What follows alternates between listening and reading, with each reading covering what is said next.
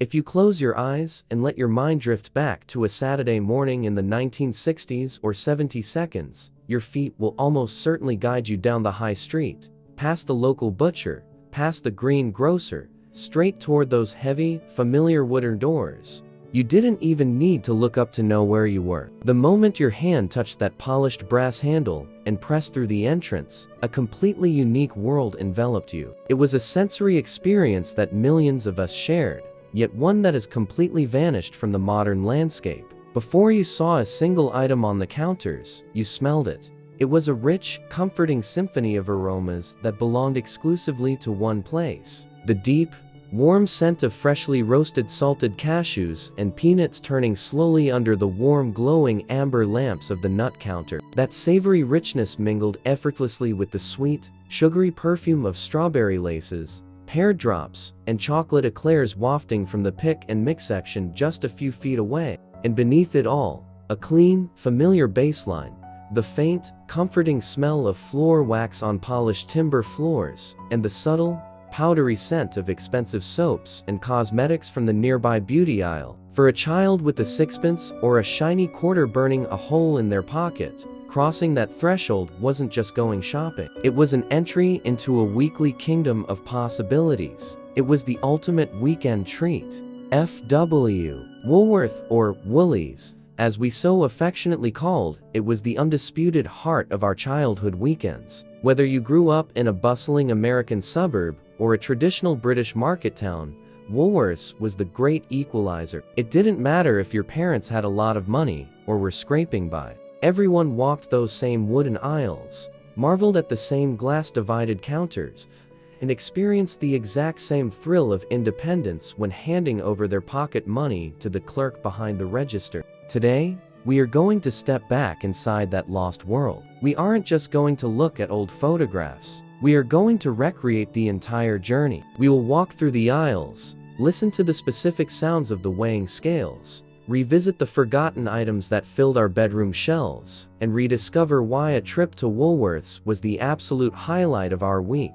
Let's step back in time, pull open those brass-handled doors once more, and look at the counter that started it all, the legendary pick and mix. For generations of children, the journey into Woolworths truly began at the center of the store, standing before a long, sprawling island made entirely of glass dividers. This was the pick and mix counter. To a child, it looked less like a shop display and more like a treasure map brought to life. Rows upon rows of deep bays held an endless variety of sweets, vibrant with colors that seemed to pop right out of the glass trays. If you grew up in the UK, your eyes immediately searched for the dusty pink and white of flying saucers, the chewy texture of fruit salads and black jacks, cola cubes, and the vibrant layers of licorice all sorts. If you were browsing an American Woolworths, the bins were filled to the brim with colorful jelly beans, smooth chocolate-covered raisins, classic candy corn, and bright red wax lips.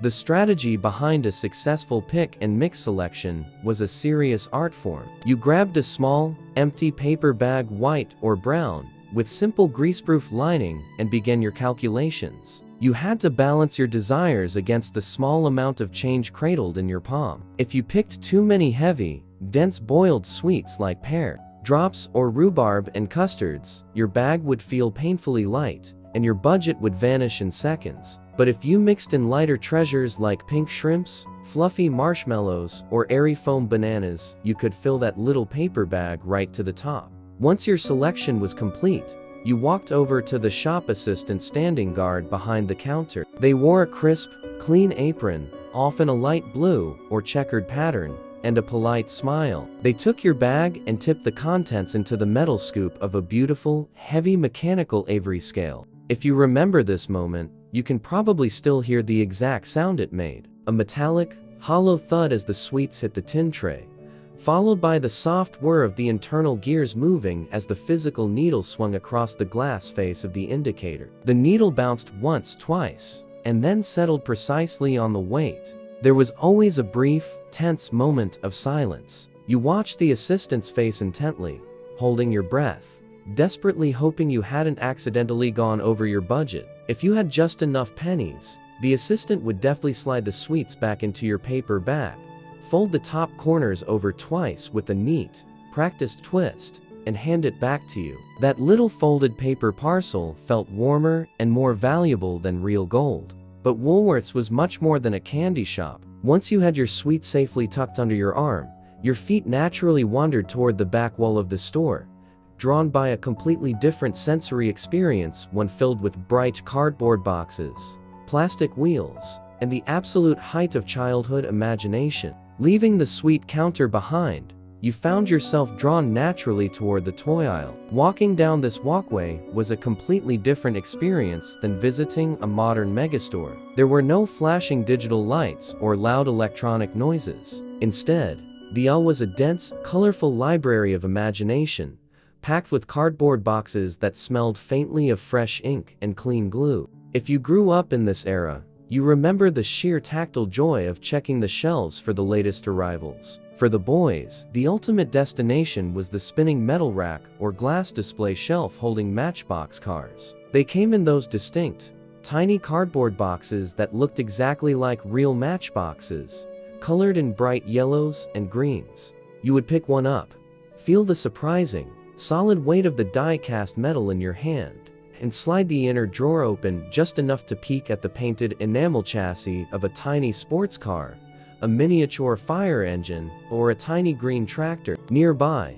the classic Meccano sets or Erector sets featured detailed illustrations on the box lids, promising that with enough tiny nuts, bolts, and strips of hold steel, you could build everything from a functioning crane to a miniature locomotive. For the girls, the shelves were a wonderland of paper doll cutting books, classic Cindy or Barbie outfits neatly pinned behind clear cellophane, and miniature tea sets made of delicate, real tin or early hard plastic that clicked together beautifully when set up on a bedroom floor. These toys weren't meant to be looked at through a screen. They were meant to be held, built, and played with until the paint chipped away. But the true genius of Woolworths, the reason our parents loved it just as much as we did, lay just a few paces away from the toy shelves. It was the vast hard goods and domestic sections. Woolworths was a place where a child's dream world existed side by side with the ultra-practical needs of a mid-century home.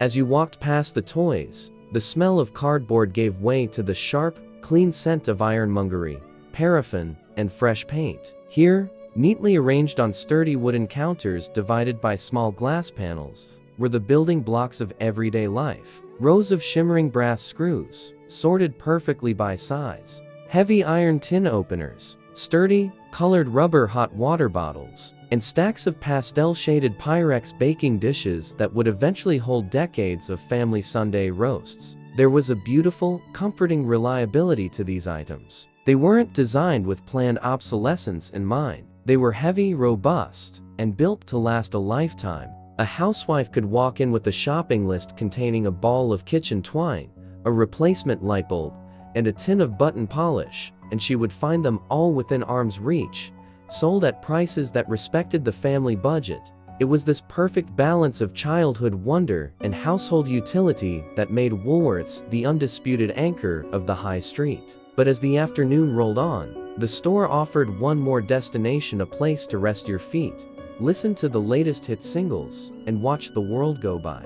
As you grew older and those childhood toys began to lose their grip on your imagination, Woolworths managed to evolve right along with you. For a teenager in the 1960s or 70s, the undisputed center of the universe was located toward the back or side wall of the store, the legendary Woolworths record bar. Long before the era of dedicated music megastores, Woolies was the place where millions of us bought our very first records. The setup was unmistakable. Rows of forward-facing wooden browser bins allowed you to flip through the latest 7-inch singles and full-length LPs. You can probably still remember the distinct tactile sensation of flipping through those sleeves, the smooth cardboard sliding past your fingertips, the vibrant artwork of the Beatles, the Rolling Stones, or Cliff Richard catching the light. Because official chart singles could sometimes be expensive on a limited pocket money budget, Woolworths introduced something uniquely brilliant that anyone who grew up in the UK will remember with a wave of fondness: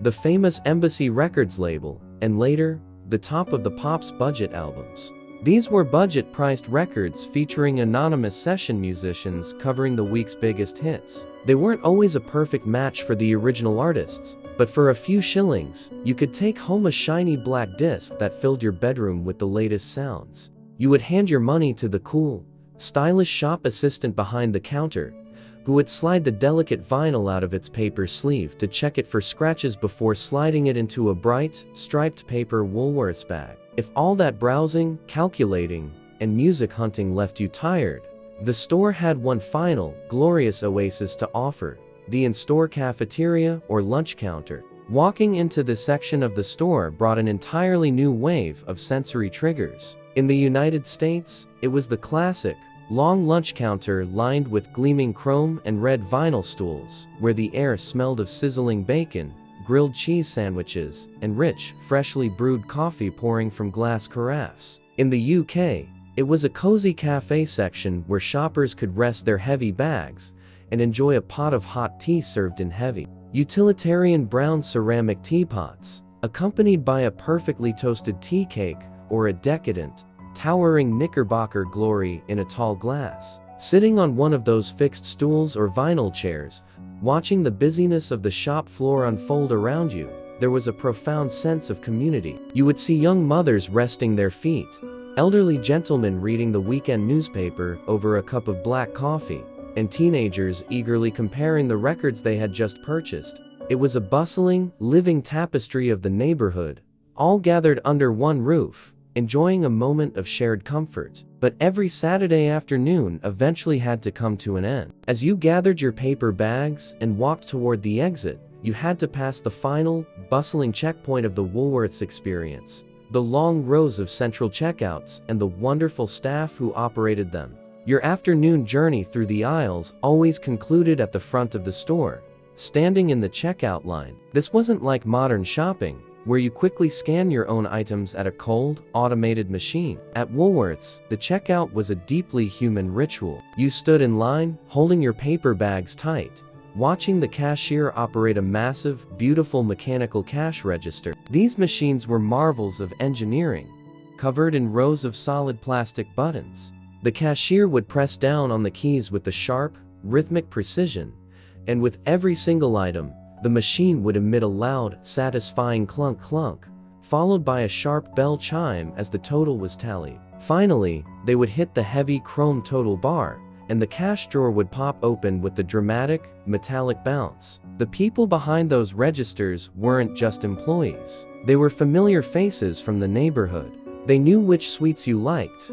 They asked how your grandparents were doing, and they always had a kind word as they counted out your change, placing the heavy copper pennies or silver coins directly into your palm. As you stepped out of those double doors and back onto the high street, the cool afternoon air hitting your face, you carried more than just a bag of sweets, a model car, or a household gadget. You carried a sense of complete satisfaction. A trip to Woolworths didn't just fill your cupboards, it filled your day with a simple, reliable joy. Today, those polished wooden floors have been replaced by linoleum, the brass-handled doors are gone, and the iconic red and gold signs have vanished from our high streets and suburban plazas. The world moved on to massive supermarkets and faceless online shopping apps, where everything is efficient, but everything feels just a little bit colder. But for those of us who were lucky enough to grow up in that golden era, Woolworths never truly left us. It remains locked safely in our memories as a beautiful symbol of a simpler, sweeter time. We can still smell the warm roasted nuts, we can still hear the clink of the candy scales, and we can still feel the absolute magic of that ultimate weekend treat. Thank you for stepping back into the aisles with us today. If you remember the magic of Woolies, please share your favorite memories in the comments below. We would love to read about the sweets you picked, the toys you bought, and the stores you loved. Until next time, cherish your memories and take care.